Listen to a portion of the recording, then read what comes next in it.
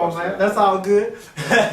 So, like he said, that's to give you some direction at night. Give you some visibility at night. So you're not in total darkness at night. That's right. Okay? This is a picture of Adam and Hawa. Okay? Adam was the greater light. The Ish is the greater light. Isha or Ishi is the lesser light. You see what I'm saying? She comes from man. Okay? It's the same as the sun and moon. The moon gets its light from the sun. Okay? So if the moon gets its light from the sun, that's showing authority here. When does the woman lead the man? Come on now. In this book. That's out of order. Out of order. It's out of order. It's out of light. That's why y'all keep saying the day, then the night. He didn't say the lesser to rule the night and then the greater to rule the day. He's showing you order. Remember, Adam and Hawa was both created with their own rulership. They both had rulership. It wasn't until the fall where Hawa was told that Adam was told that he would rule her. After the fall. But they were first created to both have dominion. They both had dominion. Now because she was deceived, she had to be ruled. She needs rulership over her. But the original design was for them both to rule. Just like the sun and the moon. They both rule, but there is a greater light that gives light to the lesser light. That's right. All right? We got to understand these. Also, even as the sun and moon must have function, they must have functions just like everybody, a man and a woman has function. They have function. The sun is to guide us into days and years. Okay? While the moon guides us into months and appointed times. Come on now. That's right. Okay? And the stars are for signs. Anytime you see stars used in Scripture, they were mostly for signs. Okay? Remember the dream that Joseph had? Or remember the star that was seen for Yahushua birth? You see what I'm saying? So you see these as signs. Okay? That's right. All right, hallelujah. Just want to show you a picture of these lights. You got the greater light. How would this be getting directed by this? Why would this be showing you where the day's at? See, the moon is like, the sun is the strength. That's like the man. He's the strength of the household, right? He's the strength. He's the head of the house. You see what I'm saying? Strength of the house. But then you had the moon. The moon is like the alarm. The moon tells you, oh, it's appointed time. Hey, it's the beginning of months. It's just like a woman now. She's an alarm for you. She watches for you. The moon is always referred to as a female. Come on now. Always referred to as a female. Okay? Next slide. Bereshit. We're going to go to Bereshit chapter 15. It's going to show you some little bit deeper proof of how when the sun set, it still wasn't a change of day. There's no scripture that tells you when the evening came, there was a change of day. These are things that we've been told and we just assume, but there is no scripture to show this. But I'm going to show you when the sun set, it was still the same day. In certain let's go to Bereshit chapter 8, verse 22 first. And this is after Noah. This is the covenant that Yah had made with Noah. While the earth remained, seed time and harvest, and cold and heat, and summer and winter, and day and night shall not cease. See, Yah just gave you right there an ordinance of things. I don't know if people catch it, but they don't look at it as it meaning anything. But he's giving you an order of things. Okay? It says as long as the earth remains, seed time and harvest. We know that seed time has to come before the harvest. When do we plant the seeds? He says cold and heat. A lot of seeds, we plant in the cold season. A lot of our early crops we plant while it's still winter. Okay? He says summer and winter. Okay? Day and night. shall not cease. Day and night. There you go. Give another order. This is like saying man and woman. Day and night. Okay, let's go to Bereshit chapter 15, verse 17 and 18. And I know most of you are familiar with this probably. This is when, the covenant 400 years that Yah made with Abraham. And if you read prior to, Abraham is cutting up the animals. He's making the sacrifices where Yah said, bring me a 3-year-old heifer, a 3-year-old female goat, a 3-year-old ram, a turtle dove, and a young pigeon. And he took it, he cut it into pieces, and he had to fight the birds off.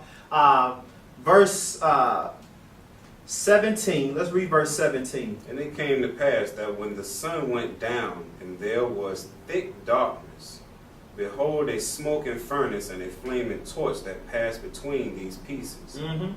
In that day, Yahweh made a covenant with Abraham, saying unto your seed have I given this land, from the river of Mitzrayim unto the great river, the river Euphrates. Okay, so in verse 18 it says in verse 17 it says the sun went down and it was dark. Okay, in verse 18 it says on the same day Yahweh made a covenant, meaning in that day Yahweh made a covenant. He was already getting himself together for the covenant while it was daytime. So that would be a different day had come in once the evening and night had fell. But Yah said on that same day. Now I know some of you may be thinking, well, it was the same day because the sun had went down. So it was the same day. It was a new day had begun. Okay. Well, if you think that, let's keep going. Let's see what else we got. All right. The next slide, please. We're going to go to the Passover. Go to another chart and go to. We're going to deal with the Passover. This is go next one right there. We're gonna go back to the charts. All right. We're gonna deal with the Passover right now because you got to understand the whole setup of the Pesach, and then you'll start to see if you're going to evening how you'll be off. And nobody wants to be off on Yah's Moedim. It's set apart times. None of us want to be off on that. We all want to be as circumspect as we can be in Babylon. We know that there are certain restrictions on us, certain things that we can't fulfill, but definitely counting. We got to be careful. We got two charts. I'm going to show you the charts in a minute. But first I'm going to read key scriptures so you'll understand what we're dealing with. You can write it down or study these scriptures. They're very specific. This is Exodus chapter 12, verse 6. This gives you this is your ordinances of the Pesach. Okay?